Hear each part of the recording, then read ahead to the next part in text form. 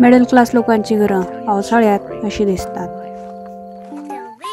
पुदिना आरोग्यासाठी चांगला असतो, म्हणून मग आज पुदिन्याचा ज्यूस प्यायचा ठरवलं होतं। त्यासाठी बाहेर जाऊन पुदिना आणला।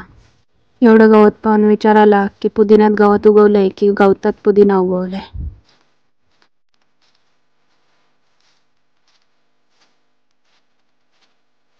ॲमेझॉनवरून मागवलेलं पार्सल आज आलं होतं। पार्सलमध्ये होती रॉक शुगर किंवा त्याला धागा मिश्री असेही म्हणतात। या साखरेबद्दलचं वर्णन आयुर्वेदातही आढळतं। ही साखर बनवताना chemical preservatives, artificial flavours, colours असे काहीही मिक्स केलं जात नाही। हा व्हिडिओ नेचर्स ब्रिज ब्रँडतर्फे स्पॉन्सर्ड नाहीये, पण ॲमेझॉनवर जे काही ब्रँड्स आम्हाला सापडले त्यापैकी नेचर्स ब्रिज हा सगळ्यात चांगला वाटला, म्हणून आम्ही या ब्रँडचं मागवलेलं आहे।